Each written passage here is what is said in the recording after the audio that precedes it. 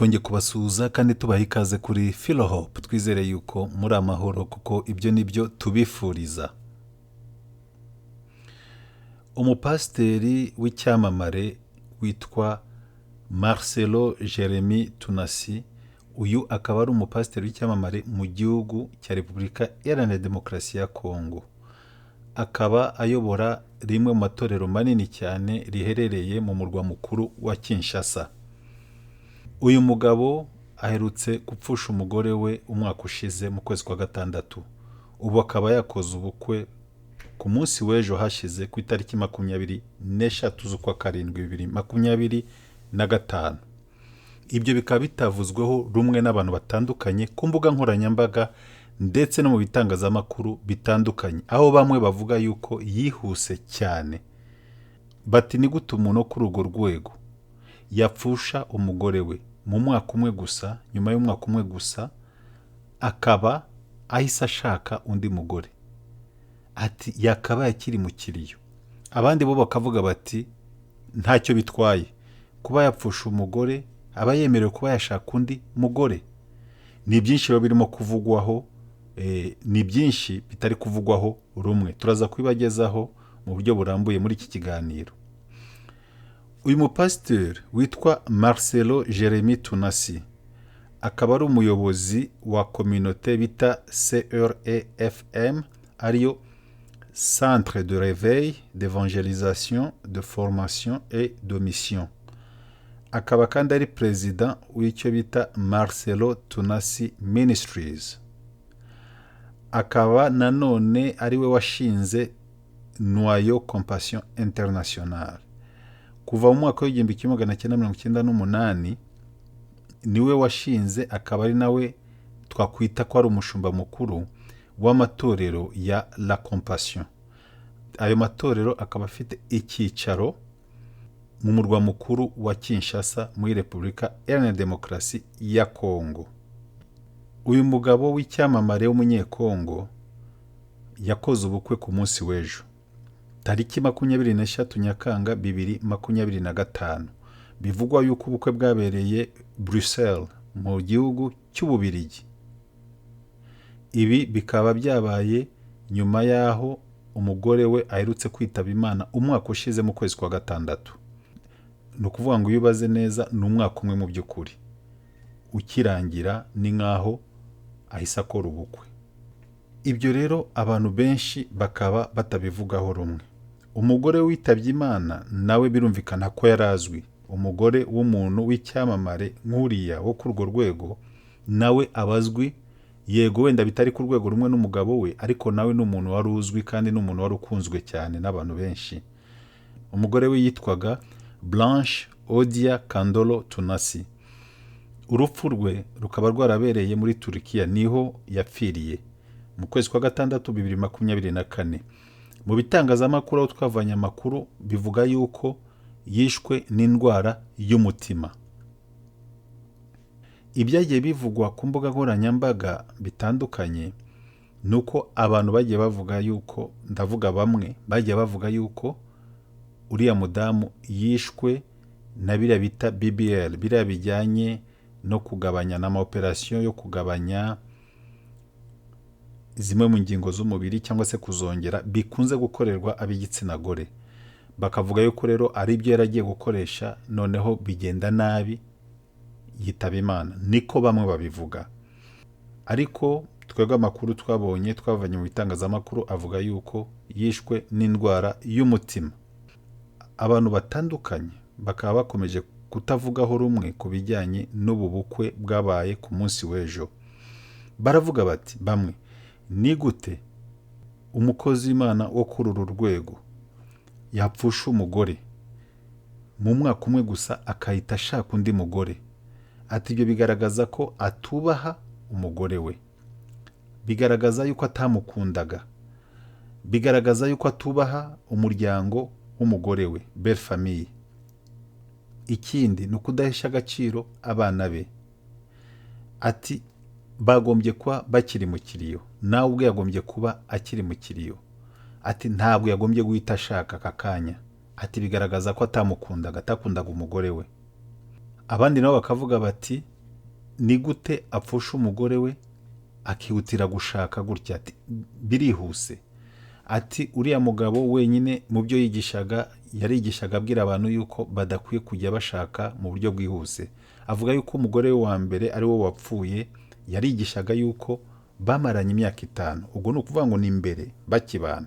Yigeze kwigisha avuga yuko we bamaze imyaka 5 batarashakana, bari muri fiançailles. Ati wagombye guha umuntu umwanya, wagombye gufata umwanya wo kwiga uwo mugiye kubana, ngo ese uwo muntu wagiye wigisha gutyo ni gute we abirengaho? Ese yaba yarananiwe kwifata? Nabyo bibaye ari uko bimeze, yaba arimo gutanga urugero rubi, kuko niba yigisha urubyiruko kuba rwa kwifata, we akaba atakwifata, ntabwo ibyo byaba byumvikana. Abandi bakavuga bati uyu mugore bakoze ubukwe, ikigaragara bari basanganwe. Ati ni gute se mu mwaka umwe waba wafyanshije umuntu, waba wamwize ukamumenya ukamufiansa, mugahita mutegura n'ubukwe byose bikaba mu mwaka umwe? Ati ibyo bintu ntabwo bishoboka. Ati kuko mubanze mufata amezi agera nko muri 3 muyakuremo, y'ikiriyo cyari kigihari, ibintu bikirangira bikiri bibisi.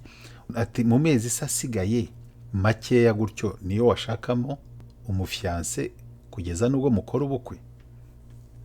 Bamwe rero bakavuga ko ibyo bintu atari byo, bakavuga yuko ibyo bintu bidakwiriye ku mukozi w'Imana, nk'uko abantu bitwa abakozi b'Imana, abayobora amadini n'amatorero.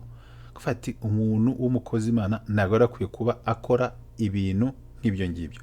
Abo ni bamwe babivuga, kugeza naho imwe muri za YouTube channels yacishijeho ibiganiro babaza abantu batandukanye uko babibona. Ni ukuvuga ngo abantu bazi uyu mupasiteri, harimo n'uwavuze ati uyu mudamu aratwite. Ati niyo mpamvu Marcelo yihutiye kumushaka, yihuse, mbese yakoze ubukwe mu buryo bwihuse. Ati umudamu aratwite. Uyobora iyo YouTube channel avuga ati turamubarira amezi kuva ku itariki 23 Nyakanga uyu mwaka, tubara amezi 9. Ubwo ni ukuvuga ngo mu kwezi kwa 4 k'umwaka utaha nibwo akwiriye kubyara, ku itariki 23 z'uko kwezi. Ati bibaye mbere yaho, ati ntazitwaze yuko uwo mwana yavutse adashyitse cyangwa se igihe cye kitageze. Ati niba ari uko bimeze, ubwo bizagaragazwa n'ibiro. Ati ko navukana ibiro 3 n'amagarama 100, ati ubwo tuzamenya yuko arimo kutubeshya, uwo mudamu yaje mu rugo atwite. Ati keretse avukiye amagarama make, mbese bigaragara koko ko uwo mwana adashyitse. Ni ibintu nk'ibyo birimo kuvugwa. Ariko nanone ku rundi ruhande hari umubare munini w'abantu, nyeka ko ari nabo benshi, bavuga bati afite uburenganzira bwo kongera gushaka, afite uburenganzira bwo gushaka. Ati ibyo acamo ntawubizi. Ati umuntu wigeze umugore kuba wenyine, ati ntiwamenye ibyo ari byo. Ati wenda ni uburyo bwo kumufasha emotionally, mbese akaba yanakira cyangwa se kubaho muri ubwo buryo yaramenyere kubana n'umuntu. Ati ni ibintu bishobora kutamugwa amahoro. Ati akaba yarahisemo ro gushaka undi mugore kugira ngo bimufashe. Abandi bakavuga ati yahisemo neza kugira ngo aho kugira ngo agwe mu cyaha. Ni byinshi bivugwa muri ubwo buryo. Ariko reka dukomeze tubagezeho icyo n'abandi babivuzeho, barimo wenda n'umuntu umwe mu bazwi, icyo bashoboye kubivugaho. Ariko nawe waza kugira icyo bivugaho muri komenti niba ugifite icyo bitekerezaho. Ese koko birakwiriye? Wowe kubwa wumva tureke n'uwo muntu witwa umukozi w'Imana, umugabo upfushije umugore we, umugore babanye imyaka myinshi, bakundana, bizwi, bigaragarira amaso y'abantu, nabo ubwabo babivuga, n'uwo mugabo abivuga. Byari bikwiriye yuko mu mwaka umwe uwo mugore apfuye yahita ashaka undi mugore akamuzana mu rugo rurimo babana b'umugore wa mbere. Watubwira niba wowe ntacyo bigutwaye, niba nta kibazo, cyangwa se niba ubona ko harimo ikibazo, nabwo watubwira. Iyi nkuru yo gushaka umugore, ubwo birumvikana ko n'uwa kabiri, kuko uwa mbere ntakiriho, yamenyekanye ku cyumweru mu itorero La Compassion riyobowe n'uyu mupasiteri Marcelo Tunasi. Nibwo abakristo cyangwa se abayoboke b'iryo dini babimenyeshejwe. Ubwo ni ukuvuga ngo ni ku cyumweru iki gishize cy'iki cyumweru turimo. Guhera ubwo inkuru yaracicikanye hirya no hino ku mbuga nkoranyambaga, nk'uko twabibabwiye, abantu batabivugaho rumwe. Bamwe bati arihuse, ati nyuma y'ikiriyo umuntu bamaranye imyaka 24, ubwo turakurikiza ibyavuzwe, ntabwo yarakwiye kuba yihuta mu buryo yihusemo. Abandi barabyishimira, bashaka kugaragaza yuko mu by'ukuri nta cyaha yakoze. Niba umugore watakiriho wa mbere, afite uburenganzira bwo gushaka undi mugore. Uyu mugabo w'imyaka 50 ari amagambo yigeze kuvuga, nayo nyine bamwe bayagenderaho bavuga ko mu by'ukuri bigaragara yuko uwo mugabo n'ubundi yari afite gahunda runaka, kuko hari n'abavuga yuko yarasanganywe n'uyu mugore yashatse. Amagambo yavuze ni ayahe? Amezi make nyuma y'uko umugore we yitaba Imana, yaravuze ubwo ngo yasohoraga igitabo, ngo ari igitabo yasohoraga kigaragaza, ngo ari igitabo yasohoye kivuga ku mahitamo y'uwo muzabana, kuko ni n'umwanditsi. Uyu mugabo ni umwanditsi. Akaba ari amagambo yaravuze ngo ntabwo nahawe impano y'ubugaragu ya celiba, ntabwo nahawe impano y'ubugaragu yo kubaho, y'ubuseribateri, mbese yo kuba singo. Ati ntabwo nzatinda mu bugaragu. Ayo magambo ngo yarayavuze mu gihe cyatambutse.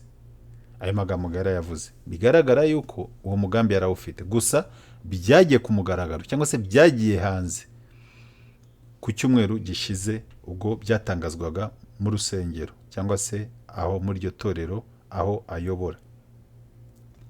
Bamwe mu bayobozi mu by'amadini cyangwa se mu by'iyobokamana, harimo ngo umwe uzwi nka Camille Makoso, uzwi ku izina rya General Makoso Camille, bagaragaje yuko batishimiye icyo cyemezo Marcelo Tunasi yafashe. Uwo General Makoso Camille akaba yaravuze ati ngewe rwose ibyo mugenzi wanjye Marcelo Tunasi, Pastor Marcelo Tunasi akoze ntago mbyishimiye. Ati twamubaye hafi, turamufasha, turirana nawe mu gihe yapfushaga Mama Blanche. Ati mu mezi nk'3 gusa nyuma, ati tuhise tumva inkuru yuko agiye kongera agashaka, akanavuga yuko we atahawe impano y'ubugaragu, y'ubuseribateri. Ati ibi byatuma umuntu akeka yuko Pastor Marcelo Tunasi atakundaga Mama Blanche. Ate se yabatekereza ku gahinda agiye guteza abana be? Ubwo icyo ni ikibazo yibajije uwo General Makoso Camille. Muri make we yumva yuko yagombaga kumara igihe kirekire. Aha rero umuntu yakwibaza, se igihe kirekire ni kingana gute kugira ngo abe yamaze kwibagirwa? Madame Blanche rero akaba yaritabye Imana ku itariki 12 z'ukwa gatandatu umwaka wa 2024. Nk'uko twababwiye, bivugwa yuko yazize indwara y'umutima. Pastor Marcelo Tunasi akaba yashakanye n'uwitwa Esther Aisha. Uyu mudamu witwa Esther Aisha ni muntu ki? Uyu mudamu mushya yashatse, cyangwa se umukobwa yashatse, yabarizwaga mu itorero rye. Ni umukobwa wari ufite imyaka 35. Akaba yarazwi mu bantu babugufi cyangwa se ibyegera bye mu itorero. Ni ukuvuga ngo ni umwe mu bantu twavuga bitanga cyane mu itorero riyoborwa na Marcelo Tunasi. Ngo aritanga cyane mu mirimo itandukanye, ndetse mu mirimo ijyanye abari n'abategarugori cyangwa se abamama bo mu itorero. Gusa ikizwi cyo nuko fiançailles yabo yabaye mu ibanga rikomeye.